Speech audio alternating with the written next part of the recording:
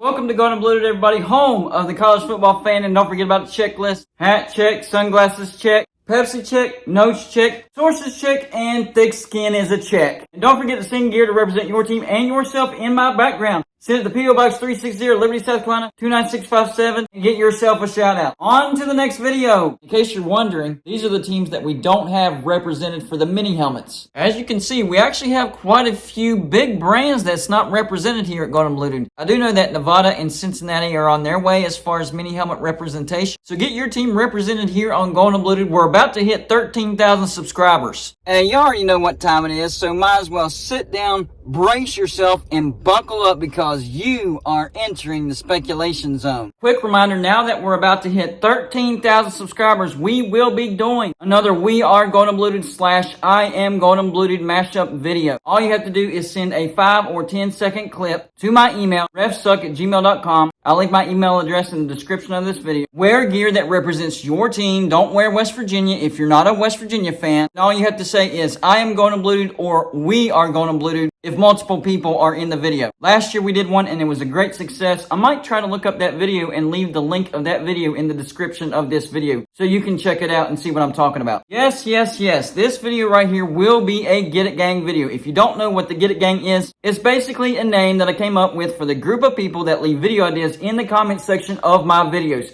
So if you think you have a good video idea, leave it in the comment section of my videos, and I just might use your video idea in my next video. On top of that, some people leave comments not intending them to be video ideas, but I like the comments so much that I use them as a video idea anyways. So keep that in the back of your mind when you're leaving comments on my videos. Today's Get It Gang video idea is actually going to come from a super chat from last night's live show. This is from D-Day. D-Day sent a $4.99 super chat last night on the live show. We appreciate your support, buddy. He says, GBD, what if the SEC got strategic and added Colorado? Wow. They are a new time zone and a traditional Big 8 rival for Mizzou and Oklahoma. Fair points. If you just said that generically, oh, the SEC should go out and get Colorado, people would laugh at you. What are you talking about? Going out and get Colorado? That would make absolutely no sense. But if you look into it a little bit deeper, it's not that crazy. He made some valid points. So what are the pros of the SEC grabbing Colorado? Well, like he mentioned, they do have rivalries in the SEC. Not only Oklahoma and Mizzou, but they also have Texas A&M and Texas in the SEC as well. So that's 4 rivalries that you could lock up for Colorado. And on top of that, it does stretch the SEC just a little further west without going crazy about it. I know the SEC is trying to keep within a certain geographic, but once they added some Texas teams, Missouri and Oklahoma, they're kind of out of their zone. So if they're going to expand, they might actually go even more out of their zone. And that's where Colorado comes in. They would be expanding a little bit more out of their zone. They would be grabbing a new time zone. They would be grabbing the mountain time zone. So there's a perk right there. So yeah, I do think there are some pros for Colorado. On top of that, ever since Colorado hired Coach Prime, aka Deion Sanders, Colorado is way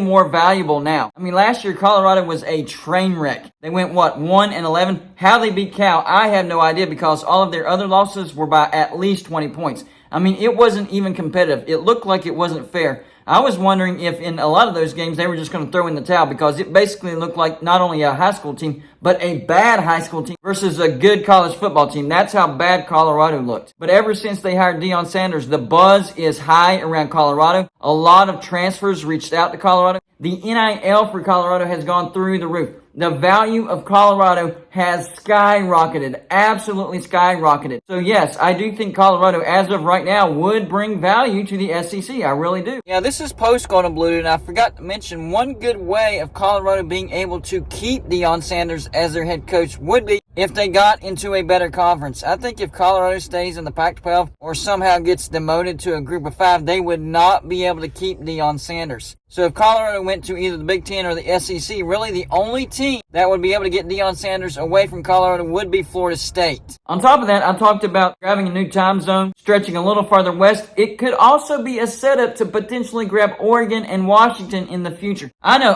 That is a big stretch. And no, I don't see that happening. In fact, I don't see the SEC grabbing Colorado. This is not what that is. This is not a prediction, I promise you. I'm just saying I really like that super chat, and it's really not that far-fetched. So if you grab Colorado and the SEC stretches a little farther west, then you could set up yourself to be a coast-to-coast conference. I know, like I talked about earlier in the video, the SEC is really focused on staying within their geography, but once grabbing those Texas teams and Oklahoma and Missouri, that's kind of out the window, and maybe they're looking at the Big Ten going, man, they went out and got USC and UCLA. They are now a coast-to-coast conference. That is something that we cannot say. How can we set ourselves up to become a coast-to-coast conference without it being too crazy? Well, the way you could set yourself up is first getting Colorado, who would add a lot of value to the SEC right now, especially after they hired Coach Prime, and then you could stretch even further west and grab Oregon and Washington, and I think that would be some good brands for the SEC. I do think they would add some value, and it would stamp the SEC as a coast-to-coast conference. And this is something that nobody could really see, even myself. The SEC being a coast-to-coast conference,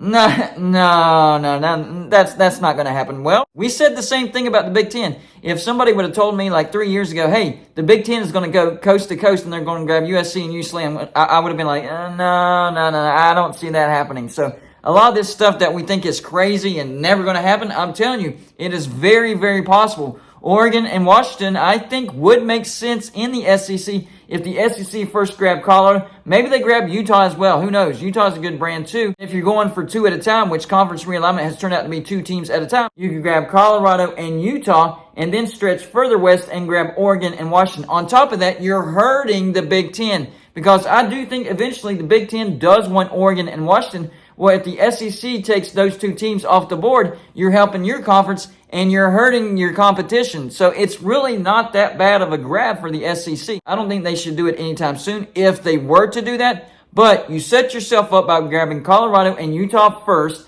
And really the only knock on that would have been grabbing Colorado as far as last year goes. But since they got Coach Prime, Colorado might actually be the better option over Utah. So that combo is looking even more valuable now that Colorado is, well, more valuable. Remember, Utah has won back-to-back Pac-12 championships, so their brand is at an all-time high right now as well. I could most certainly see Utah and Colorado going to the SEC first, and then the SEC is like, all right, let's do it. Let's stretch over to the West Coast. We're going to grab all 4 time zones, just like Brett Yormark's wanting to do, and we're going to grab Oregon and Washington as well. It's not that far stretched. As of right now, it seems like it, but the further you go down the line and see that the SEC they do not want to be outdone by the Big Ten, I could see it happening in the future. On top of that, remember this, Colorado's last national championship, not that long ago, 1990. In fact, before Georgia won their national championship in 2021, Colorado had a more recent national championship over Georgia by a decade. Before 2021, Georgia's last national championship was 1980. That was a nightmare for Georgia fans.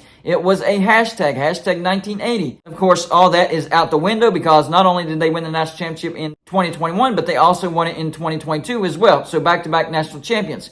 But my point is, before 2021, Colorado had a more recent national championship than Georgia. I'm telling you, they have a good brand over there. And I've made multiple videos about the 4 corners going to the Big 12, and I still think that's an option, a real option, especially if the Pac-12 does go down the toilet like we're all thinking they will, because it has been a soap opera over there at the Pac-12. Nobody knows if they have a real TV deal, and nobody knows if they do have a TV deal, who is it with? We've heard so many rumors. First, it was Fox backed out, and they're not going to be bidding, so it's going to be on ESPN. ESPN has a deal with the Pac-12. It turned out, no, well, ESPN doesn't want to do that. It's too much money. They want to get the Pac-12 with pennies on the dollar. Then it turned into Amazon getting Tier 1 rights and ESPN kind of backing it up, being at $25 million per team per year, and then ESPN pulled that deal because of Disney cuts. They re-offered with $100 million. That equals $10 million per team per year. So total, it was going to be $20 million per team per year. And then we heard, no, that's not going to happen. Now Apple TV is the front runner. And then yesterday, Brent McMurphy said Apple TV didn't even offer the Pac-12, and now they're looking at Ion Television. And then another source says, no, we talked to Ion Television, and they said they haven't even talked to the Pac-12. What are they doing over there? Do they have a TV deal or do they not? And if they do, who is it with? It's crazy over there. So a lot of instability over there at the Pac-12. So the 4 corners could end up jumping to the Big 12. But my point is,